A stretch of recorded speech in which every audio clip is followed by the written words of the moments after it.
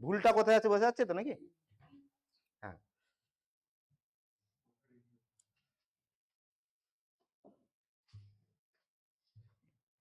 আচ্ছা এখন অনেক সময় একটা ধরো ফাংশনের গ্রাফ দিয়ে দেওয়া হলো, এফ এক্স একটা ফাংশন, ঠিক আছে, এটা হচ্ছে এক্স ফাংশন, দিয়ে একটা এটা y equal to f x এই ফাংশনটা বলে দিয়েছি,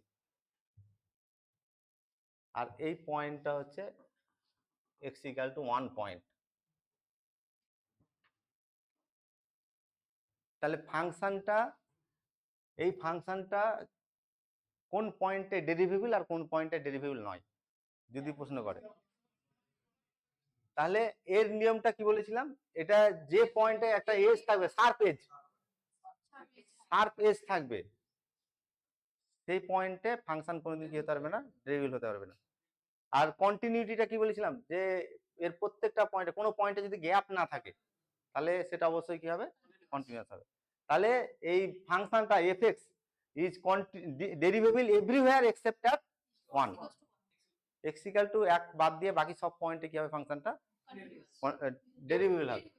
আর কন্টিনিউয়াস এভরিওয়্যার, এটা কি তাই তো নাকি? কন্টিনিউ 1 পয়েন্টে কন্টিনিউয়াস, কিন্তু 1 পয়েন্টে কি হবে না, এটা ডেরিভেবল হবে না।